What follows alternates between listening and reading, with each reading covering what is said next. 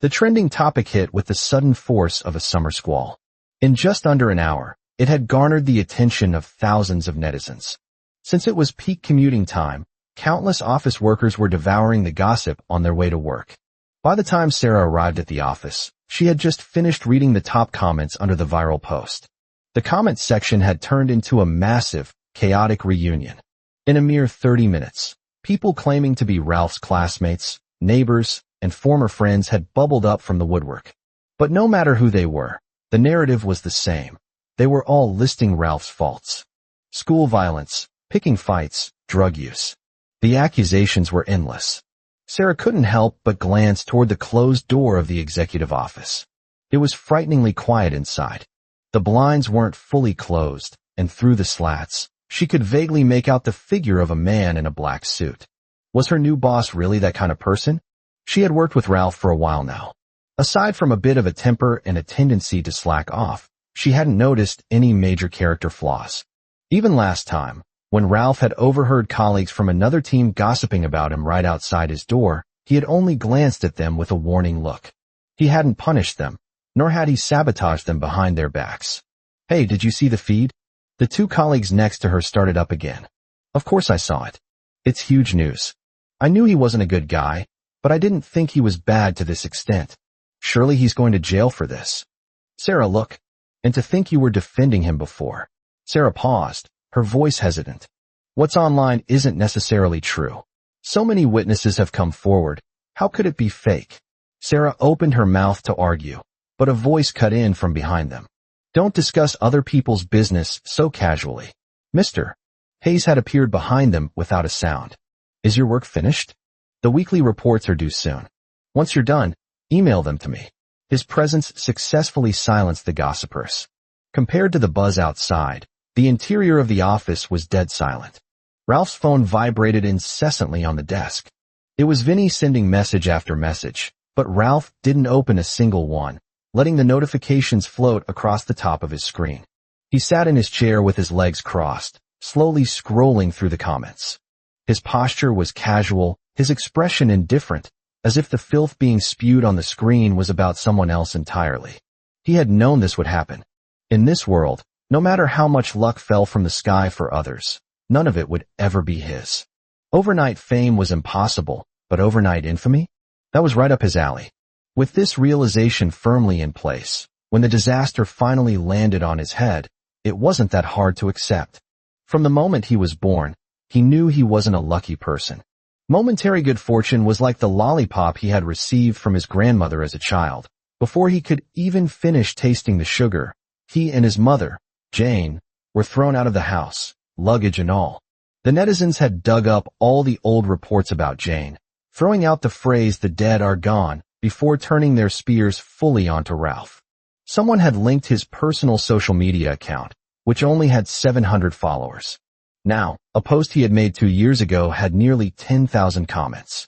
The top comment read, "When I think of children growing up in the shadow of school violence, families destroyed by betrayal, and police officers sacrificed because of drug dealers, I think people like you deserve to die."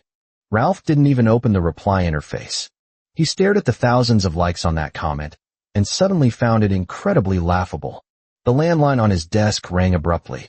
In all the time Ralph had been working here, this was the first time this phone had made a sound. He put down his mobile and picked up the receiver in silence. George's voice was serious and low on the other end. "Come to my office." Immediately, Ralph didn't answer. He hung up the phone directly, tossed his mobile onto the desk, and headed for the door without even putting on his suit jacket. Ryan looked up from his files, raising an eyebrow. "Where are you going?" The only response he got was the sound of the door closing. Ryan looked at the shut door, a feeling of unease settling in his stomach. He picked up his water cup, intending to follow, but the office door opened again. Mr. Hayes walked in, his expression grave. "Assistant Ryan, do you know about the situation online?" Mr. Hayes hesitated. "Don't blame me for speaking out of turn. I'm just a bit worried."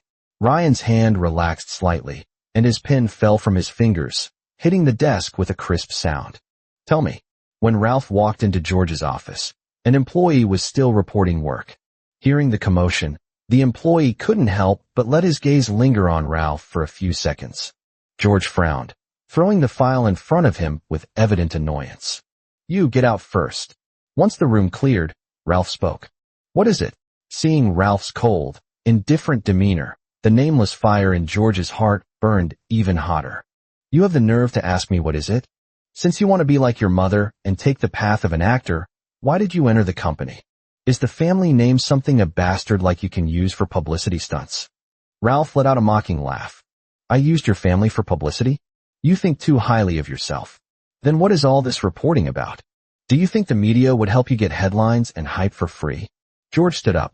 Early this morning, father and grandmother have been calling me nonstop.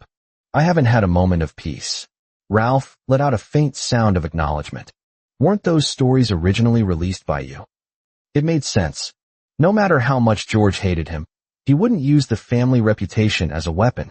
You don't need to worry about this, Ralph said, feeling physically and mentally exhausted. He didn't have the energy to argue. I'll handle it myself. George, however, was enraged by his nonchalant attitude. You'll handle it? How will you handle it? From childhood to adulthood, all you've ever done is cause trouble and burden others. Look at your current state. We let you come to work at the company, and you do nothing but slack off. Mooching off us is one thing, but you're out there embarrassing us every day? Do you remember what you promised father? You said you wouldn't race cars anymore. Now look, the videos are all over the internet. Ralph wasn't one to stand there and take a scolding. This is between me and Gordon. It has nothing to do with you. What are you babbling about? If you hadn't gone to him like an old conservative prude about the racing, would I have been banned? You have the nerve to justify participating in illegal races. I shouldn't have just told father. I should have called the police directly. As if you would call the police, Ralph sneered, his voice dripping with sarcasm.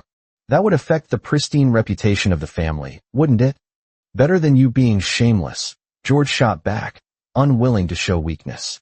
10 years ago, it was your mother, dragging the family onto every tabloid cover, causing my mother to lose face, forcing her to hide from the media every day. Now it's your turn, acting like a cheap celebrity selling your looks for attention. George let out a scornful laugh. To get famous, you even dragged your dead mother out. I wonder if she knows about this underground. George didn't get to finish his sentence. Ralph exploded like a powder keg. He lunged forward, grabbing George by the collar and raising a fist. George had spent years buried in study and work. His frame was much slighter than Ralph's. Ralph lifted him from his seat with almost no effort. Seeing the impending punch, George didn't cower. Instead, the smile on his face widened. Did I hit a sore spot? George taunted. Do you have anything to refute me with? You don't. Because you know it's all facts. You're just a brute, a savage who only knows how to solve problems with violence. Ralph's fist hovered high in the air, trembling, but he didn't bring it down. Suddenly, the door burst open. Ryan and Mr. Hayes rushed into the room. Seeing the scene, Mr. Hayes panicked immediately. Ralph, don't. Ralph acted as if he hadn't heard. He stared at his half-brother. Say that again. What is a fact? I said your mother destroyed someone else's family for money. George was on the verge of exploding too. And you, for the sake of fame, didn't hesitate to drag out your mother who has been dead for over 10 years, and even tried to destroy the reputation our family has worked so hard to maintain for decades. Bullshit. Ralph tightened his grip on the collar, his eyes bloodshot and nearly splitting with rage. Do you honestly not know how she got involved with your family? What right do you have to scold her? Your family is the wolf's den that eats people without spitting out the bones. He laughed bitterly. George, the biggest regret of your life must be that you couldn't kill me back then. Ralph's voice was hoarse. After saying this, his patience seemed to vanish completely. His fist began to fall, aiming to smash George's face, but it landed in a warm palm. Ryan wrapped his arm around Ralph's waist, intercepting the punch with his other hand. It's okay, Ryan said, his voice low and steady. The matter hasn't been clarified yet. Let's go back and talk slowly, all right? Ralph gasped for air, refusing to look at him. Don't meddle in my business. People outside are watching. If someone calls the police, how will we handle the rest? Ryan soothed him. While speaking, he lifted his eyes to look outside the office. His icy gaze terrified the employees who were peeking in. Mr. Hayes immediately shut all the doors and windows tight. What? I kill you. George recovered from his shock, straightening his clothes. Ryan, let him go. Let him finish his sentence. I want to see how he continues to make things up. Ralph was about to speak, but a figure in a sharp suit blocked his path. He felt the light in front of him dim. He heard Ryan's voice, very low and deep, the tone far from friendly, speaking to George word by word. Don't get it wrong. I just don't want him to go to the police station for your sake. It's not worth it. Ryan's back was straight. We won't solve this with violence, but that doesn't mean it's over. Watch yourself. With that, he reached out and took Ralph's hand. Ralph was like a deflated balloon. All his energy seemed to have been used up in that moment of rage. He let Ryan lead him away. Walking out of the office, Ryan positioned his body slightly to shield Ralph from the unfriendly gazes, leading him straight into the elevator with a dark expression.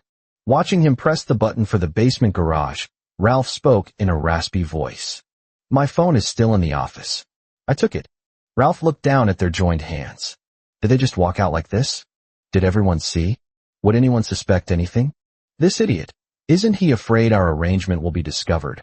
Ralph wanted to tell Ryan to let go. His lips moved, but in the end, he said nothing. Ryan's palm was very warm. He could feel the other man's pulse, steady and powerful. In the car, neither of them spoke. The window was cracked open, and Ralph felt the cool wind blowing in. The anger that had piled up in his chest had receded, leaving his eyes empty. It was impossible to tell what he was thinking. Ryan drove unusually fast. When they arrived home, Ralph got out of the car without a word. He walked to the fridge, took out the beer that had been stored there for months along with the plastic bag, the bottles clinking crisply. Don't knock on the door. Don't bother me. Dropping that sentence, he turned and entered his room.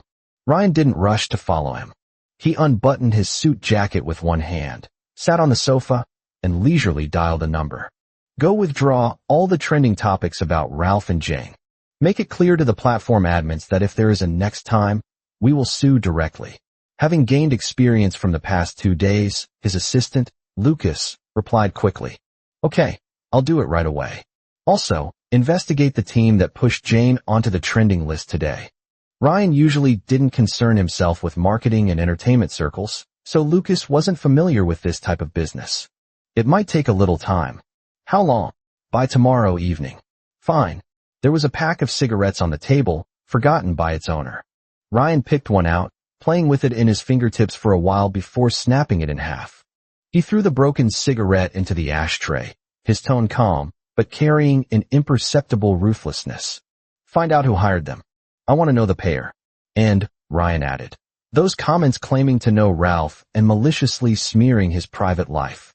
Check the IPs and sue them. Lucas wiped the sweat from his forehead. There are too many comments. It's hard to distinguish true from false.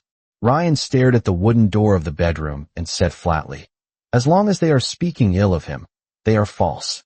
Just sue. Lucas wasn't familiar with this area, and fearing he might be too slow, Ryan called another friend in the legal field. By the time everything was arranged, half an hour had passed. Ryan took off his jacket and walked toward the bedroom. Ralph hadn't locked the door. He never had that habit. As soon as Ryan entered, he smelled the alcohol filling the room.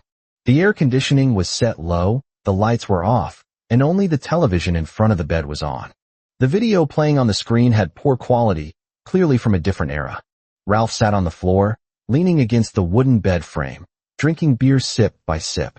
The light from the TV hit Ralph's cheeks, revealing the redness around his eyes and the glisten of tears. It made Ryan's heart soften instantly. This was the second time Ryan had seen him cry outside of bed. Hearing the noise, Ralph squeezed back the pathetic tears and looked sideways. Didn't I say not to come in? His words were rude, but his tone was weak, lacking any real intent to drive anyone away. Ryan walked over and sat down. I'll drink with you. Even mooching my beer? How poor are you? I'm not allowed? I don't even have enough for myself. Ralph turned back to the screen, raising the bottle for a swig. Ryan obeyed and didn't touch the alcohol, just sitting quietly. On the screen, a woman wearing an apron was cooking. Suddenly, a soft, childish voice called out from the background, Mommy. The woman immediately turned around. Her beautiful face was fully revealed in the video. It was Jane, the same woman whose photos had flooded social media today.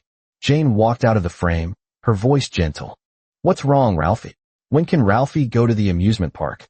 The little boy's voice was tender, sounding no older than 5 or 6, struggling to pronounce words clearly. "Brother George said it's really fun there, but he said I can't go." "Why can't Ralphie go?" There was a long silence in the video. Mommy." The little boy seemed to panic. "Why are you crying? Did I do something wrong?" "No, Ralphie didn't do anything wrong. Ralphie is the best boy. Mommy just cut her hand while cooking. It hurts a little." Sounds of blowing air came from the video. It was clear the boy was trying very hard to help. Whoosh, whoosh, "Mommy, don't cry. The pain is flying away." 10 seconds later, the woman walked back in front of the camera. Her eyes were red. She covered her mouth to stop herself from sobbing and turned off the recording with trembling hands. Seeing her expression, it was impossible to affix the label of a vicious mistress to her. The screen went dark, and a few seconds later, another clip played. This time it wasn't a home video, but a clip from a TV drama. It was Jane's first role, a supporting character, with a total screen time of less than 2 episodes. Ralph hadn't opened this videotape for years. Apart from him, no one else had seen these, including his father, Gordon. Normally, Ralph wouldn't allow anyone to take a second look. But right now, he was physically and mentally exhausted, and he had drunk quite a bit. He didn't have the energy to kick anyone out. "She was very beautiful," Ryan said. It wasn't flattery. Jane's features were indeed outstanding. Compared to Gordon, Ralph looked much more like his mother. "What's the use of being beautiful?" Ralph's voice was lazy, stupid, and weak, only knowing how to be manipulated by others. "Beauty is a curse." Ryan gently refuted him. The internet wasn't developed in that era, and there weren't so many channels for help. Sometimes obedience was more useful than resistance. A bottle of beer was shoved into his hand. Ralph looked impatient. "You talk too much. Can this shut your mouth?" Ryan smiled. He was about to take it when Ralph pulled his hand back. Ralph stuck the bottle cap in his mouth, pried it open with his teeth, and the cap popped off easily. He then extended it back to Ryan. Ralph used the remote to turn off the recordings and switched to a generic modern idol drama. They drank in silence for a while before Ralph asked, "Aren't you afraid of George retaliating after what you said? If he kicks you out of the company or cuts ties with you, I won't be responsible. If he kicks me out, he kicks me out. My boss is you, not him." "It doesn't count as unemployment," Ryan said, taking a broad view. "I don't lack a friend like him." Ralph was clearly pleased by this. His expression softened slightly, and he continued to drink with his head down. He had actually drunk a lot. His head was spinning, but he refused to sleep. "The matter online will pass soon. Don't take it to heart," Ryan said. Ralph paused. "You saw it all." Ryan was much more boring than he imagined. Ralph at least had a dusty social media account. Ryan didn't even have an account. Ralph had assumed Ryan didn't know what happened today. "Do you think what they said is true or false?" Ralph suddenly turned his head to ask. "False," Ryan said. Ralph let out a sneer, his head drooping onto his left shoulder as if he finally couldn't hold it up. "Those idiots. Hick, if I were really a junkie, would there be so many witnesses? I didn't even know I had so many friends and relatives. How come they all popped up now?" And saying I was a school bully, remembering the cold stares and isolation he suffered in school, Ralph laughed out of anger. "Who did I bully?" He squinted, turning his head to look at Ryan, trying to merge the man beside him with the stoic face in a school uniform from his memories. Then he laughed louder, as if realizing something. "Oh, Ryan, I did bully you. Go ahead and curse me. Others can't, but you can. I'll register a social media account for you. You go to the media and leak it, you can make a lot of money." Ryan's smile widened imperceptibly. "Only bullied me." Ralph pressed his whole weight against the footboard of the bed. Thinking Ryan was actually going to complain, his tone turned nasty. "Yeah, so what? Why did you bully me?" Ryan asked. "You were so arrogant, you deserved it." Ralph hiccuped. "I should be asking you. Always looking down your nose at people. Did you have any manners?" Ryan leaned one elbow on the edge of the bed, propping up his chin, asking seductively, "Just because of that?" Ralph stared at him. The corners of his eyes were red, unsure if it was from drunkenness or the remnants of crying. He gave up defending himself and said hatefully, "No. Who told you to have such a good life?" Ryan laughed. "What kind of reason was that? Clearly your temper is worse than mine. At most you just studied a little better than me looked a little better than me, were born a little better than me. Ralph rambled. Why was I targeted and mocked every day, while your life was smooth sailing, all the way through?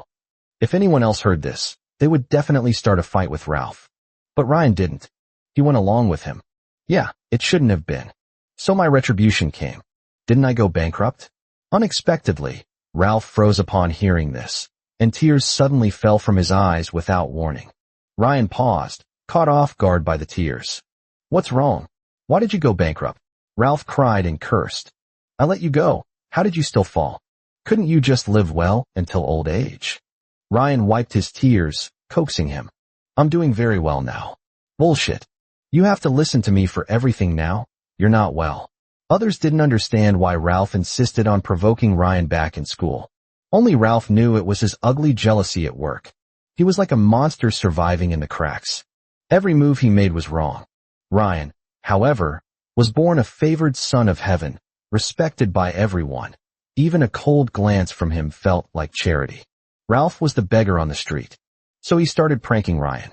Stealing his notebooks, tampering with his speech drafts, sending spam messages to his phone. All these little tricks were easily returned by Ryan. Until one day, Ryan stopped fighting back. No matter what Ralph did, the other party easily defused it and let it go. Ralph had intended to confront him, to ask why he wasn't retaliating. But just as he followed Ryan into the small grove at school, he stumbled upon a confession scene. A boy was confessing to Ryan. The boy studied well, looked fair and cute, and was blushing while telling Ryan he liked him. Ralph was terrified. If he had reported it then, it would have been the most advantageous strike. But he didn't think of that at all. All he could think was, how could a man confess to a man? Did Ryan like men too? Would Ryan agree? His mind went blank, leaving only one thought. If this gets discovered, Ryan is finished. So he dragged his heavy steps to the entrance of the grove, black-faced, chasing away couple after couple who wanted to get intimate there. After that, Ralph never sought out Ryan again. The little conflicts between them felt like a dream that never happened. Ryan didn't know what he was thinking. He leaned forward, about to speak. Go register an account, Ralph said, wiping away his tears with his hand, leaving his face clean. Go say I bullied you. Scold me with them. Ryan laughed. Why would I go? Revenge. Isn't this the best time? We signed a contract. Ralph's cheeks were flushed with drink, his speech disjointed. I paid the money, I can't go back on it.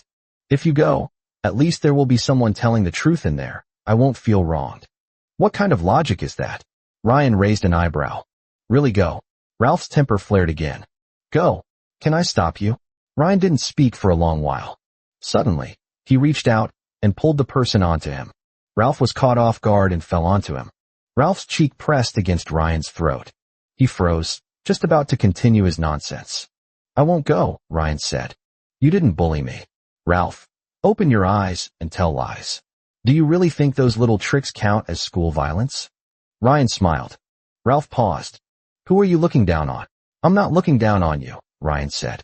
If you really want to bully someone in the future, you have to be harsher. Ralph struggled out of his arms. Ryan, don't press your luck.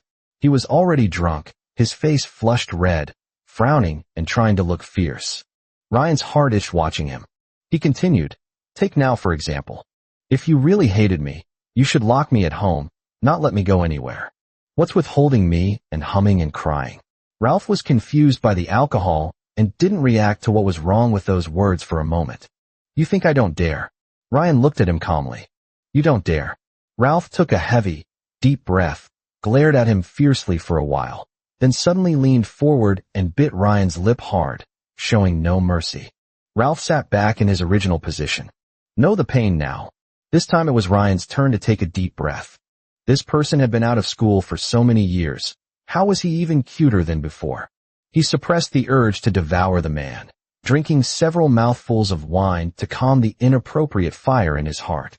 A moment later, he gave up struggling, ready to induce his junior into doing something else bad.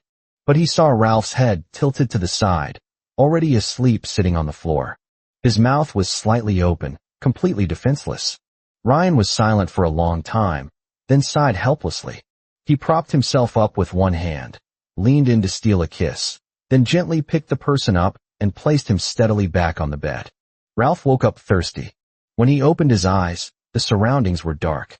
The curtains were drawn tight, blocking all light. He sat up, fumbling on the bedside table for a moment before turning the alarm clock. 5:59 a.m. His head hurt badly, and memories of last night refused to let him go, drilling into his brain. He vividly recalled the scene where he bit Ryan's lip hard. He ran his fingers through his hair in remorse. Must quit drinking. This was the third time this year Ralph told himself this. He turned his head and realized Ryan wasn't beside him, nor was anyone in the bathroom. He got out of bed carefully, turned on the light, picked up the phone he had ruthlessly abandoned on the floor last night, and pressed the power button. The moment the screen lit up, countless text message alerts rang out in succession. It was so loud Ralph got annoyed and quickly muted it. Messages from everyone, even missed calls from his grandmother. Ralph wasn't surprised. Although his grandma was abroad, her news was sometimes faster than his. Vinny had sent the most messages. Asterisk Vinny. Ralphie, my friend said he got his company's legal team involved. Don't worry, it will definitely be taken down tomorrow. Don't panic. Asterisk. Asterisk Vinny. Those people online are talking nonsense, just looking for attention. Don't lower yourself to their level. Asterisk. Vinny. I'll come to your house to find you. Play some video games? Vinny. Ralphie, answer the phone. The last message telling him to rest well was sent 10 minutes ago. Ralph was too lazy to type, so he called Vinny directly. Vinny answered instantly. Ralphie. You're awake? I thought you'd be hungover until noon. Yeah. Why is it so noisy there? Ralph walked to the bathroom and splashed water on his face. How did you know I was drinking? I went to your house last night. Did you see the medicine on the nightstand? Eat some if you have a headache or nausea, Vinny said. My dad dragged me to the construction site to work. It's so hot, I hate it. Ralph let out an oh. Did Ryan open the door for you last night? Yeah. Ralph walked to the bedside and found boxes of medicine next to the alarm clock, along with a glass of water. The air conditioning was too cold, so the water was completely cool. He drank a large mouthful, soothing his throat. What did your friend say? Oh, about that. Vinny said. Don't worry. Those have been taken down, but it wasn't my friend who did it. He contacted them yesterday, but the trending topics were already gone, and those bloggers deleted their posts. You can't find news about you and your mom on social media now. Relax. Ralph frowned. It wasn't your friend? Then who took it down? Didn't Ryan tell you? Vinny was about to say something when the noise of machinery drowned him out. I'll tell you later. It's too loud here. I can't hear anything. Before Ralph could ask, the call ended. Ryan? He suddenly remembered the first time he got on that wretched trending list. It was Ryan who helped him take it down. Although he didn't understand entertainment circles, he knew these rankings had a price. It cost money to get up there and money to come down. The previous time could be removed under the guise of portrait rights violation, but yesterday's topic involved Jane and brought up old news reports. It couldn't be solved with a sentence or two. He found Ryan's number, intending to dial, but remembered harassing his lips drunkenly last night. His face heated up, unsure if it was shame or embarrassment, and he silently withdrew his hand. Better take a shower first. He filled the bathtub. The moment the warm water touched his skin, Ralph relaxed physically and mentally. He leisurely scrolled through hundreds of messages on WeChat. Most were irrelevant, but surprisingly, George had messaged him. Ralph couldn't even remember when they added each other. Asterisk George, what did you mean by what you said at the company today? How did Jane get involved with our family? Explain clearly. Asterisk crying was truly the best way to vent emotions. After a night, Ralph was much calmer. He couldn't be bothered to argue with this person. He was about to block him when the phone vibrated and another message appeared. George, also, what did you mean by saying I failed to kill you? Ralph rested one leg on the edge of the tub, typing lazily. Ralph, what? Dare to do it but not admit it. Asterisk George, I didn't do anything. Why should I admit it? If you mean the high school gang, I called them. But I didn't want your life. I wouldn't take on a charge of instigating murder for someone like you. Asterisk Ralph, the nanny who came to work at my house before. Dare you say she had nothing to do with you? His suspicion wasn't groundless. After the nanny disappeared, he investigated privately and found that the middle-aged woman used a fake name. The only accurate information was that she had worked as a temp at the G family house for a few days. Asterisk George, the one who poisoned you? Ralph, let me tell you, don't pin every pot on my head. It was clearly your own bad attitude that provoked her, bringing such retribution. Asterisk, the poisoning incident had passed for a long time. The police never found the person. Ralph had actually given up hope on solving the case. Bringing up old matters was tiresome. This time he didn't hesitate. He clicked into George's profile and blocked him decisively. The sky outside brightened little by little. Ralph looked out the window, zoning out. His first thought upon waking was to solve the online issue. Unexpectedly, someone had already cleaned up the mess for him. Now he felt light all over. The hangover kicked in, and he just wanted to sleep again. So he really fell asleep, and even had a dream. He dreamed he was catching fish in the sea. After diving for a while, he scooped up a giant clam. Prying it open, there was a note inside. He even saw the words clearly. Ryan is an ugly monster. Ralph vaguely realized he was dreaming. Before he could react, the shell suddenly lunged forward and clamped shut on his lips. Ralph startled awake. As soon as he opened his eyes, he saw a handsome face magnified in front of him. Ryan was bending over, one hand resting on the edge of the tub, gently nibbling his lip. Ralph didn't know how to react.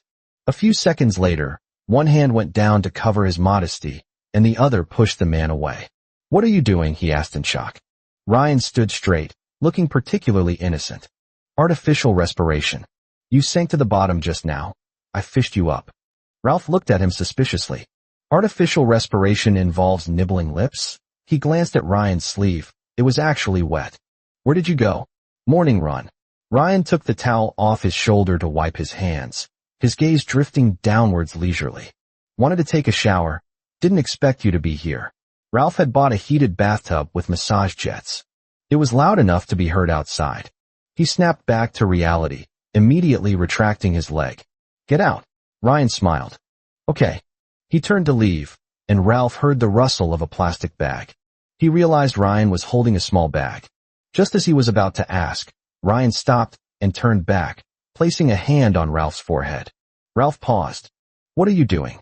"Checking if you have a fever." Ryan raised an eyebrow. "You get sick easily when you drink. Is it a constitution problem?" Ralph was speechless. Constitution problem, my ass. He frequented nightclubs for years. If drinking made him sick, he'd be in a grave by now. That one time he got sick was because. Ralph stopped those thoughts. "What's in the bag?" "Medicine," Ryan said. "What medicine?" Ryan thought for a moment and said euphemistically. "Anti-inflammatory medication. Last time I cleaned you up, I saw it was a bit swollen there." Ralph froze for a few seconds. When he realized what was said, his face exploded red. He grabbed the soap and threw it at Ryan. "Get lost. Keep it for yourself." Ralph was truly awake now. After washing up, while drying his hair, he asked the person on the opposite sofa, "How did you take down the trending topics?" "I have friends working there," Ryan said. "Is your friend a philanthropist?" "Working for free." Ralph sneered. "Aren't you a businessman? Since when do you do losing deals? Tell me how much.